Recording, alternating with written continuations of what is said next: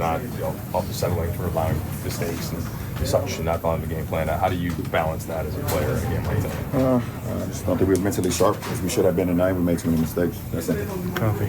AD leaves.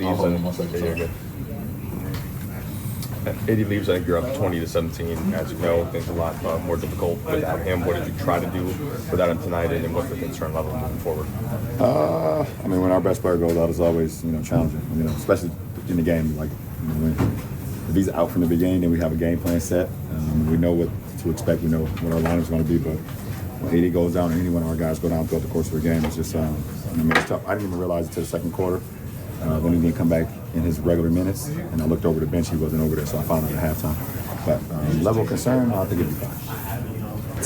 Tonight, what did you see from him, and then what growth have you seen from him throughout the season, especially in the G League?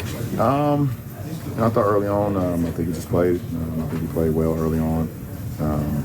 Was able to get behind the defense on one and find Jackson for a dunk. It was good. Obviously missed his shots, but it's just about him just getting more and more comfortable. Obviously, it's just first extensive minutes, with us. We had that first game where it was just a moment, and that was a great moment. But tonight was his first opportunity to be with the big guys, with the big club, and he's going to continue to use that. Getting better and better. It's just like his first time when he played with the G League. As more and more opportunities you get, hopefully he does get more opportunities, but that's obviously out of his hands. And what he can't control is how he continues to work on his game to get better and better, which we've seen him do from the moment he entered that Minnesota game to today. You guys have done a pretty good job putting tag defense on guards. Some of the fatigue of the schedule and the travel could have contributed to the turnovers for not just you, but for the team. No excuse. What's got to be better. As you shift to Washington and New York to finish out this stretch of the trip, where does the concentration land? We just got to be better. We can't make the same mistakes. We can't allow teams to get out, and we had too many turnovers tonight that resulted in too many buckets for them. Like you said, that we don't have a lot of room for error. So when we make errors, teams usually pay, or make us pay. So we got to be better. It also starts with me too, being one of the primary ball handlers. LeBron, this has been a team, at least from JJ's perspective, where points of emphasis having to be kind of hammered. Yep. How much has turnovers and being smart been a point of emphasis lately?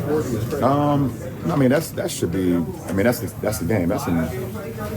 You look at all sports. When you make mistakes, the teams usually make you pay. We just can't make mistake after mistake after mistake. And I think tonight we just countered it.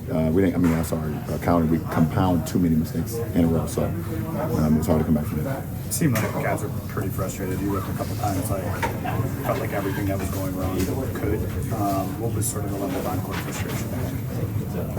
It's frustrating when you want to play better, obviously. You want to play better and you want to give your best foot forward. And obviously when you don't do that, you get a little frustrated with it. But it's an opportunity to kind of look at the film and see the ways you can be better for the next game. Obviously we don't play them again. I think that was our last time playing Philly. Did a good job of getting their hands on a lot of our loose balls, whatever the case may be, and turned us over. So you give a lot of credit to their defense too. Bronny got a rotation minutes for weeks.